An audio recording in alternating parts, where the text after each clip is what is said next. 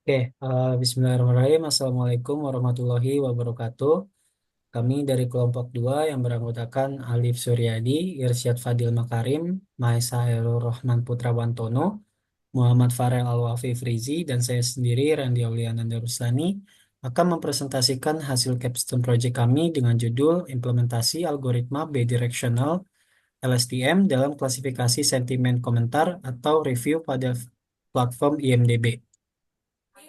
Adapun yang akan kita bahas pada presentasi kali ini yaitu kita mulai dari problem statement, kemudian tujuan, kemudian arsitektur pemodelan, dan kami akhiri dengan kesimpulan. Untuk problem statement sendiri akan disampaikan oleh Mas Alif Suryadi. Kepada Mas Alif Suryadi dipersilakan.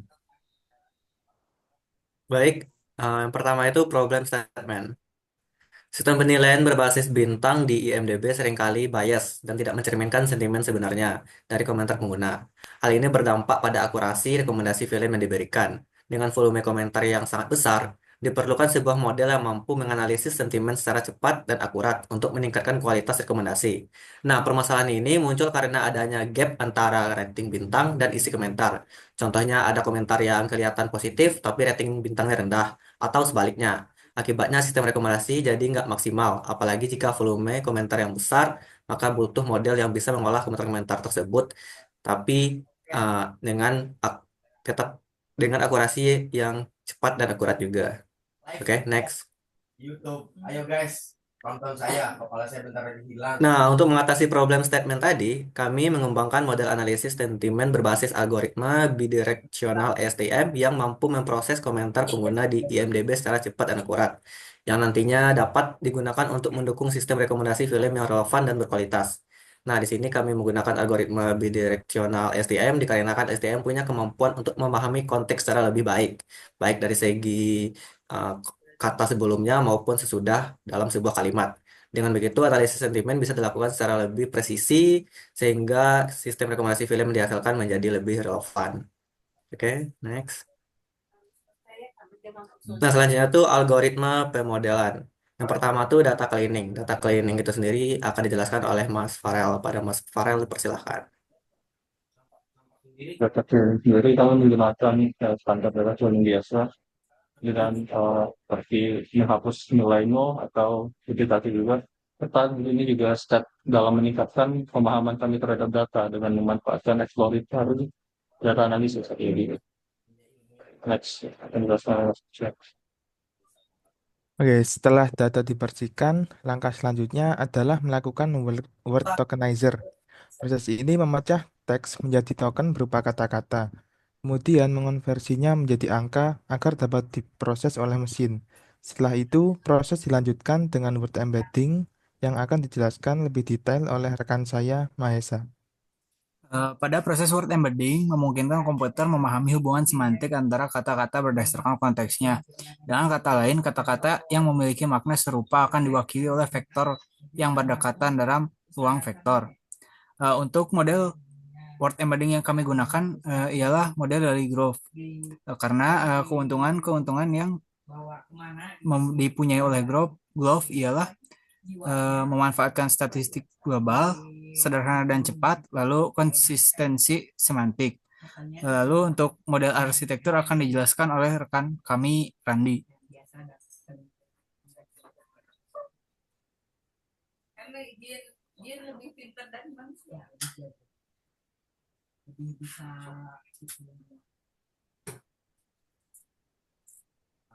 Mas Randi, suaranya nggak masuk, Mas.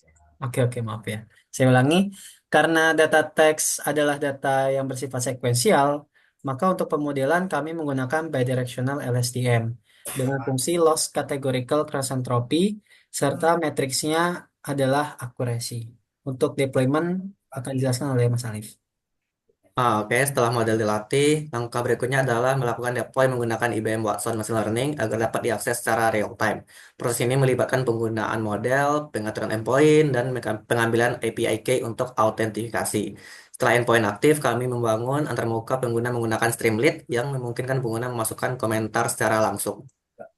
Nggak ada yang Oke.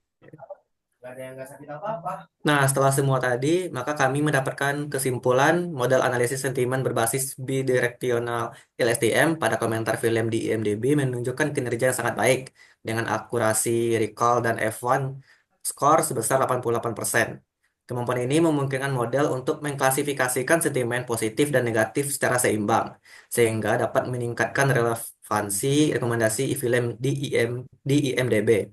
Dengan analisis sentimen yang lebih akurat, bias penilaian film dapat dikurangi dan pengguna mendapatkan rekomendasi film yang lebih sesuai dengan preferensi mereka, yang pada akhirnya meningkatkan kepuasan penggunaan IMDb. Nah, selain itu, algoritma model ini juga dapat diadaptasi untuk diterapkan pada berbagai kebutuhan analisis sentimen lainnya, seperti ulasan produk di e-commerce atau feedback pelanggan pada platform layanan konsumen seperti kepuasan hotel dan lain-lain. Nah, selanjutnya itu eh, kode yang bakalan kami jelasin di collab. Bagi teman-teman silahkan scan di sini jika ingin melihat kodenya. Nah, pertama itu di bagian analisis, ah, maksud saya bagian cleaning akan dijelaskan oleh Mas Farel. Pada Mas Farel, silahkan. Dalam step tempat library, kami bisa menggunakan beberapa library standar seperti pandas, numpy, dan lain. Dan untuk reprocessing dan modeling, kami menggunakan TensorFlow keras. Sedangkan untuk scikit-learn sendiri, kami menggunakan model selection untuk training prescript dan classification report. Next. Oke, untuk loading data sendiri, kami menggunakan data IMDb, reveal IMDb yang diambil dari TensorFlow dataset yang di-download terlebih dahulu. Lalu di sini untuk mengambil atau menformat dari dataset di IMDb sendiri, kami mengubah formatnya menjadi standar pandas menggunakan beberapa function seperti di bawah ini. Next. Seperti extract text dan extract label. Nah, di sini kami tinggal mengapply kedua function ke dalam kolom yang digunakan nanti. Oke, untuk kolom tersebut kami rename, kami ubah namanya menjadi content dan sentimen untuk memudahkan proses coding nanti. Dan di sini kami untuk meningkatkan pemahaman terhadap data lebih lanjut itu dan menggunakan value count untuk melihat ternyata distribusi count pada sentimen itu positif dan negatif sama rata, yaitu sebesar 12.500. Untuk tahap selanjutnya yaitu data cleaning dan EDA.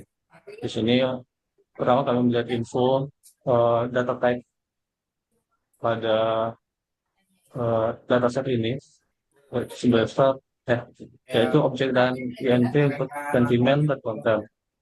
Lalu selanjutnya kami melihat sum dari nilai 0 sendiri itu sebesar 0 yang berarti tidak masalah.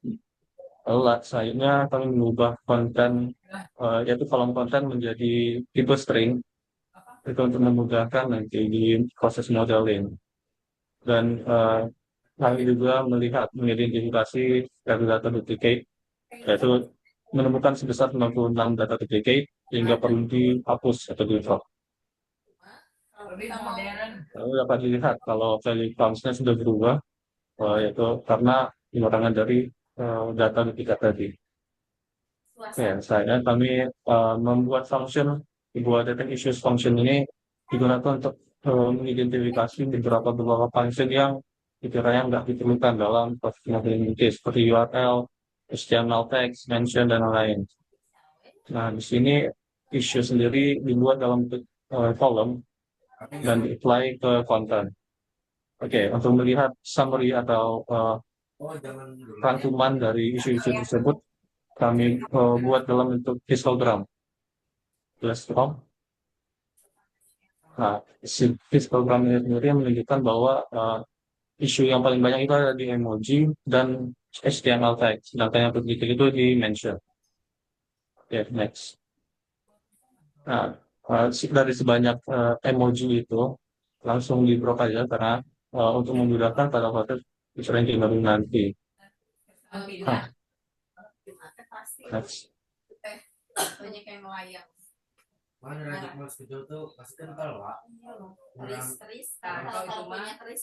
Oke, di sini terdapat beberapa function, yaitu remove emoticons dan pre-processing text. Ini keduanya digunakan untuk menghapus hal-hal yang sekiranya nggak berguna, yaitu yang pertama emoticon sama mengubah beberapa data itu agar sesuai standar atau sama eh, tampilannya agar dapat dibaca oleh mesin. Seperti mengecilin huruf, yaitu agar semua kalimatnya lowercase dan menghapus kalimat yang bukan HC.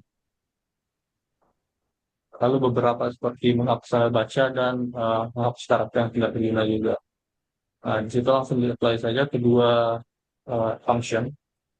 Lalu selanjutnya itu next.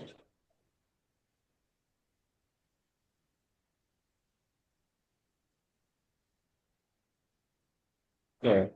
Nah, di sini kami memvalidasi apakah isu-isu tersebut sudah terhapus dengan menggunakan plotting lagi dan kedua dan munculnya kosong, yang artinya isunya sudah nggak ada. Oke.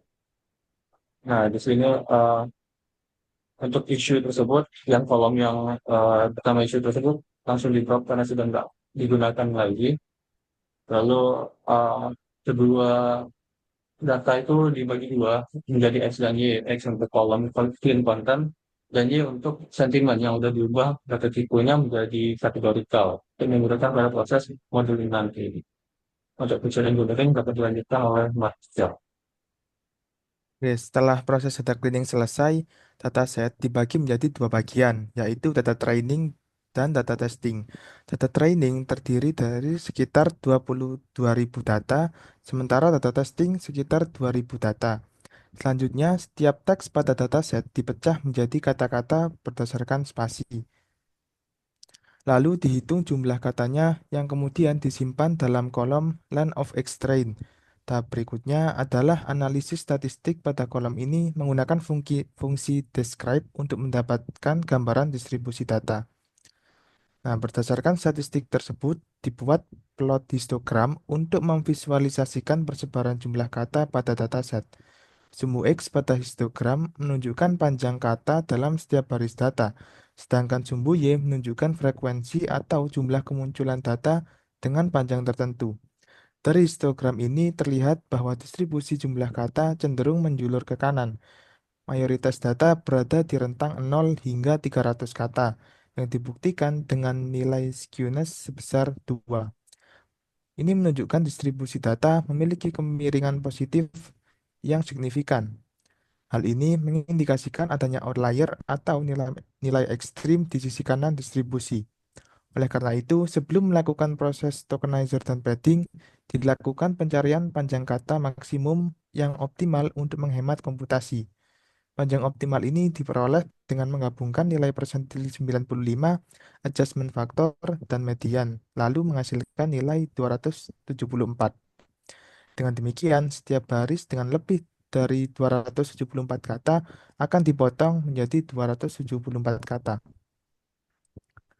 Nah, setelah itu dilakukan proses tokenizer untuk mengubah setiap kata menjadi representasi angka dan memasukkannya kembali ke dalam dataset. Kemudian, padding dilakukan untuk menambahkan nilai 0 pada data yang memiliki jumlah kata kurang dari 274, sehingga panjang semua baris data seragam. Setelah proses ini selesai, data training berukuran sekitar 22.000 baris dengan masing-masing baris memiliki 274 kata yang telah direpresentasikan sebagai angka. Tahap berikutnya adalah proses word embedding yang akan dilakukan oleh rekan saya. Pada proses word embedding ini, pada baris 1 dan kedua, kami mendownload dan mengekstrak file embedding dari Glove. File ini berisi vektor embedding, kata-kata yang telah dilatih pada dataset besar. File zip ini adalah arsip yang berisi embedding kata dari model Glove. Setelah diekstrak, file ini biasanya menghasilkan beberapa file teks. Setiap file berisi embedding dengan dimensi yang berbeda-beda. Lalu pada baris ketiga memiliki beberapa fungsi seperti membuat dictionary kosong untuk menyimpan pasangan kata dan vektor embedding, lalu menentukan dimensi embedding yang digunakan, lalu menentukan path file glove yang akan dimuat, lalu ada juga proses iterasi file, di mana file embedding dibaca baris per baris. Setiap baris diproses menjadi kata dan vektor numerik. Lalu fungsi yang terakhir adalah menambahkan pasangan kata dan vektor yang tadi ke dictionary embedding index. Lalu untuk baris keempat, kami memastikan jumlah kata yang dimuat dari file globe sehingga terdapat 400.000 kata dalam file globe ini. Selanjutnya, pada baris kelima memiliki fungsi untuk membuat matriks embedding yang memetakan indeks kata ke vektor embedding glove. Yang pertama itu menghubungkan kata ke representasi numerik. Setiap kata dalam vocabulary text dipetakan ke vektor embedding dari glove yang merepresentasikan makna semantik kata tersebut dalam bentuk numerik.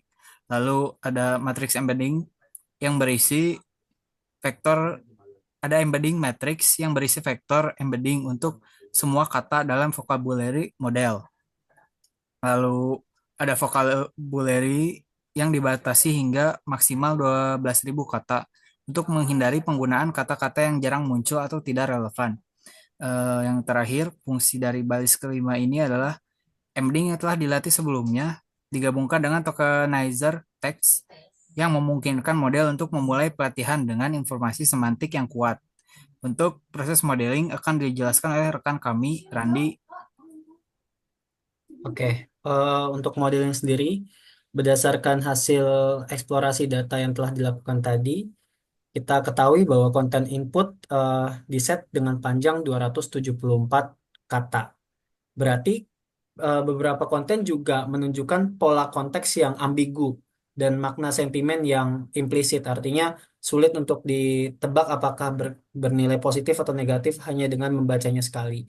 Oleh karena itu, kami mempertimbangkan untuk menggunakan algoritma bidirectional LSTM karena algoritma ini mampu untuk memahami konteks secara menyeluruh dari dua arah, dari awal ke akhir dan dari akhir ke awal konten, sehingga dapat memberikan performa learning yang lebih baik dibandingkan dengan algoritma turunan RNN lainnya. Nah, di sini saya menggunakan model deep learning sekuensial dari TensorFlow. Dan model ini terdiri dari 3 lapisan utama, yaitu input layer, hidden layer, dan output layer. Untuk input layer sendiri, di sini ada embedding layer, di mana embedding layer ini akan mengubah teks menjadi vektor yang representatif eh, dengan menggunakan embedding matrix yang sudah dibuat sebelumnya. Oleh karena embedding matrix ini sudah dilatih sebelumnya, sehingga bobotnya tidak usah dirubah dan kami set trainable-nya menjadi false. Selanjutnya untuk hidden layer sendiri, di sini terdapat 2 layer utama, yaitu ada layer yang pertama ini terdiri dari 64 unit bidirectional LSTM, dan layer kedua itu 16 unit bidirectional LSTM. Dengan masing-masing layer kita terapkan aturan dropout 0,5 dan dropout 0,2 untuk mencegah terjadinya overfitting pada saat pelatihan. Dan terakhir pada output layer, karena kita akan menentukan suatu sentimen ke dalam 2 kelas, maka output dari hidden layer ini akan di-dense ke dalam 2 unit dan akan digunakan activation softmax. Kemudian kami juga menerapkan regulasi early stopping dan reduced learning, di mana early stopping ini akan memonitoring validation accuracy apabila selama 10 epoch berturut-turut validation accuracy eh, eh, tidak menunjukkan perubahan yang baik, early maka eh, pelatihan akan dihentikan. Begitu pula dengan reduced learning rate. Dia akan memonitoring validation loss selama 3 epoch berturut-turut. Apabila validation loss tidak menunjukkan perubahan yang baik atau bahkan tidak berubah atau stuck, maka learning rate akan diperkecil gradiennya dengan faktor 0,1. Kemudian juga kita mengcompile model tersebut dengan menggunakan optimizer dari Adam dan juga loss function yaitu categorical cross entropy dan matrix accuracy. Sebelum kami mentrain model dengan data train, kami menyadari bahwa data train yang kami miliki itu mengalami imbalance atau ketidakseimbangan antar kelas-kelas di dalamnya. Sehingga kita harus menggunakan mekanisme balancing dengan menggunakan compute class weight. Nah, compute class weight ini akan memberikan bobot yang lebih berat kepada kelas yang minoritas dan memberikan bobot yang lebih ringan eh, kepada kelas yang mayoritas. Fungsinya adalah untuk mencegah model bias atau condong hanya kepada salah satu kelas saja pada saat melakukan pelatihan. Kemudian pada pada sel yang ini kita melatih model dengan data train yang kita punya dengan epoch maksimal yaitu 20 dan kami membagi data train menjadi 20% untuk data validation dan 80% untuk data train. Setelah itu, setelah mendapatkan model yang kita punya, kita akan mengevaluasi model tersebut dengan data test dan kita akan gunakan classification report. Di sini kita dapatkan sebuah tabel yang menunjukkan bahwa precision, recall, F1 score, dan accuracy menunjukkan besaran yang sama yaitu 88%.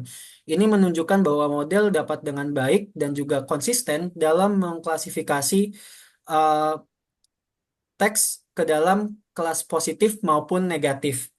Kemudian untuk melihat apakah model kita mengalami overfitting atau tidak, di sini saya plot grafik selama pembelajaran. Di sini dapat dilihat bahwa terdapat gap antara akurasi dan fal akurasi, di mana fal akurasi itu lebih rendah daripada akurasi dan jelas di sini menunjukkan adanya overfitting. Namun demikian, overfitting yang terjadi itu tidak terlalu besar karena nilainya hanya 0,07. Begitu pula bila kita melihat dari grafik loss dan validation loss, di sini terdapat gap yang menunjukkan adanya overfitting pada model dengan nilai gap yaitu 0,15. Setelah itu kami men-save model tersebut dalam format HDF5 dan kami juga save model tokenizer yang digunakan selama pelatihan agar hasil prediksi selalu konsisten ketika kita gunakan di deployment nanti. Karena harus sesuai antara tokenizer dan juga model yang telah dilatih. Kemudian di sini kami mencoba untuk mengetes model yang kita punya dengan sebuah dataset sintesis atau buatan. Di sini kami mempunyai sampel komen yang positif dan kami coba untuk klasifikasi dengan model dan di sini bisa dilihat bahwa model dapat dengan benar mengklasifikasi sampel komen tersebut menjadi kelas positif dengan nilai probabilitas yaitu 99%. Di sini juga kami coba untuk kelas yang negatif. Di sini model juga berhasil dapat dengan benar mengklasifikasi sampel komen negatif tersebut ke dalam kelas negatif dengan probabilitas yaitu 99%. Bahkan dengan data yang terdapat noise sekalipun untuk sampel komen yang positif di sini model dapat dengan benar mengklasifikasi model dataset sampel komen yang terdapat noise tersebut ke dalam kelas positif dengan probabilitas yaitu 99%. Eh, dengan demikian model yang kita punya di sini cukup baik dan cukup tahan terhadap noise dan dapat kita terapkan untuk deployment nanti. Untuk mekanisme deployment akan dijelaskan oleh Mas Alif Suryadi. Kepada Mas Alif Suryadi dipersilakan. Oke. Nah, setelah modelnya di-download, seperti yang dibilang Mas Randy tadi, nah kita akan melakukan deploy menggunakan IBM Watson. Nanti setelah mendapatkan endpoint dari IBM Watson-nya, nah itu bakal kita gunain di Streamlit nanti. Nah, sekarang kita bakal masuk ke Streamlit. Pertama, pengguna memasukkan komentar yang ingin dianalisis ke dalam aplikasi. Nah, bisa dilihat di input text. Nah, komentar tersebut akan melalui proses preprocessing seperti penghapusan emoticon, URL, tanda baca, angka, hingga spasi berlebih untuk memastikan data bersih sebelum diproses lebih lanjut. Nah, setelah itu, teks yang sudah diproses diubah menjadi urutan numerik menggunakan tokenizer. Kemudian padding agar memiliki panjang yang seragam. Data ini kemudian dikirim ke model yang sudah dideploy. di IBM soal machine learning melalui API tadi. Nah, endpoint API ini digunakan untuk menerima data, terus memprosesnya dan mengembalikan prediksi sentimen, yaitu positif dan negatif, beserta probabilitasnya juga.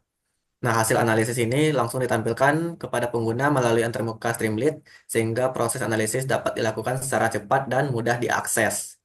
Nah, berikut tampilan dari Streamlit-nya. Nah, bisa dilihat di sini ada inputan. Nah, di sini kita akan menggunakan data dari IBM-nya langsung, review videonya untuk tes modelnya ini menggunakan Streamlit. Nah, di sini Mas Randy bakalan nge-copy salah satu data review film dari IMDb, yang mana ratingnya sini 10/10 harusnya positif. Nah, kita cek menggunakan model yang telah kita bikin ini, lalu kita lakukan analisis dan mendapatkan prediksi positif, yang mana di sini positifnya 0,099 dan negatifnya 0,007 gitu. Nah, berikut sekian presentasi dari kami. Saya kembalikan kepada Mas Randy.